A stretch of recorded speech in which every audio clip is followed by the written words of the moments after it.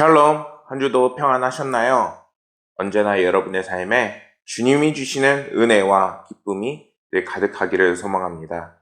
오늘도 이렇게 5분 말씀으로 만날 수 있어서 너무나도 감사합니다. 이 영상을 통해서 우리 가운데 하나님의 은혜가 풍성해지고 또한 많은 복음화가 이루어지기를 소망합니다. 오늘 함께 나눌 말씀은 고린도전서 2장 12절 말씀입니다. 함께 본문 말씀을 읽겠습니다. 우리가 세상의 영을 받지 아니하고 오직 하나님으로부터 온 영을 받았으니 이는 우리로 하여금 하나님께서 우리에게 은혜로 주신 것들을 알게 하려 하심이라. 아멘. 최근에 제가 컴퓨터 관련해서 어떤 프로그램을 배우고 있습니다. 그런데 그 프로그램을 사용하다 보면 처음에는 잘 이해가 되지 않더라고요. 근데 그거를 한 번 사용해보고 두 번 사용하다 보니까 그 프로그램을 만든 사람의 그 의도를 깨닫게 됩니다.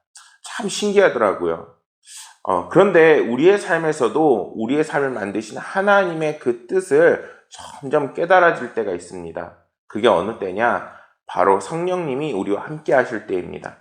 성령님이 우리와 함께 하시면은 우리가 세상을 살다가 하나님께서 우리의 삶에 깨달아지지 않던 하나님의 은혜를 점점 깨달아지게 됩니다. 오늘 함께 나눈 말씀에서 성경은 우리가 세상의 영을 받지 아니하고 오직 하나님께로부터 온 영을 받았다라고 우리를 향해 말씀합니다. 성경은 모든 성도들이 성령을 받은 자들이라 라고 말씀합니다. 그리고 이렇게 받은 성령은 세상의 영과 대조를 이루고 있습니다. 그렇다면 성령은 어디로부터 온다고 말씀하고 있을까요? 바로 하나님께로부터 온다는 것입니다. 본문에서는 성령과 비교되는 세상의 영이 무엇인지 분명하게 정확하게 밝히고 있지는 않지만 성경에서는 이런 세상의 영은 바로 사단의 영이고 사단이 우리를 미혹하고 하나님의 말씀을 깨닫지 못하게 하는 그런 장벽과 같은 역할을 한다는 것입니다. 그러니까 하나님께서 이미 우리에게 풍성한 은혜를 주시고 또한 그것을 깨달아가야 하고 그것을 통해서 하나님께 감사하면서 그 은혜를 누려야 되는데 세상의 영이 하나님과 우리를 가로막고 있어서 하나님의 은혜를 깨닫지 못하게 한다는 것입니다. 성경은 세상의 흐름을 쫓아가는 사람들을 향해서 그리스도인들은 예수 그리스도로 인해서 이제는 하나님의 영을 따라 사는 이제는 예수님의 제자된 사람들이라고 분명하게 말씀합니다.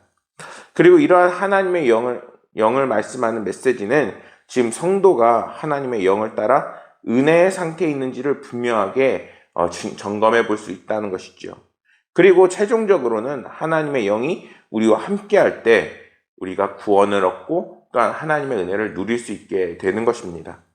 성경은 이어서 우리에게 이는 우리로 하여금 하나님께서 우리에게 은혜로 주신 것들을 알게 하려 하심이라 라고 분명하게 말씀합니다. 성경은 하나님께서 하나님의 영을 주시는 이유가 하나님의 은혜를 깨닫기 위해서라는 것입니다. 이러한 하나님의 은혜를 표현하는 그 원어에는 용서하다, 거저주다라는 그 뜻 역시 담고 있습니다. 바로 예수님의 죽음과 또 그 부활을 이제는 그 은혜를 통해서 우리가 구원을 받는 놀라운 은혜를 누릴 수 있다는 것이죠. 이러한 은혜를 알게 하신다는 것은 하나님께서 성령을 통해 하나님의 깊은 지혜와 그리고 하나님께서 주신 깨달음이 우리 가운데에 함께 있게 된다는 것입니다. 여기서 알게 된다는 것은 이제 성령을 통해 우리가 예수님께서 이제 우리를 얼마나 사랑하셨는지를 그거를 전인격적으로 깊이 알게 된다는 것입니다. 예를 들어 빌립보서 3장 10절에는 이러한 말씀이 있습니다. 내가 그리스도와 그 부활의 권능과 그 고난의 참여함을 알고자 하여 그의 죽으심을 본받아. 바로 예수님의 그 고난과 그리고 어려움 그리고 십자가에 달려 돌아가심을 더 깊이 이해하는 하나님께서 성령을 통해서 우리에게 은혜를 주신다는 겁니다. 그것을 깨닫게 되면 우리는 어떻게 될까요? 더욱더 예수님의 사랑의 그 깊이를 깨닫고 실천할 수 있게 되는 것입니다. 그리고 골로새서 2장 2절에서는 이렇게 말씀합니다.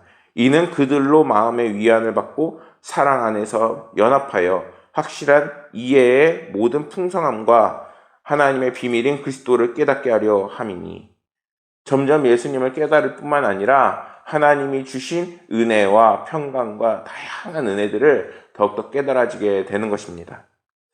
그런데 이러한 것들을 알게 하시면 성도들이 이제는 더욱더 십자가의 복음 앞에서 더욱더 신실하게 살아갈 수 있게끔 하나님께서 도와주시고 있는 것입니다.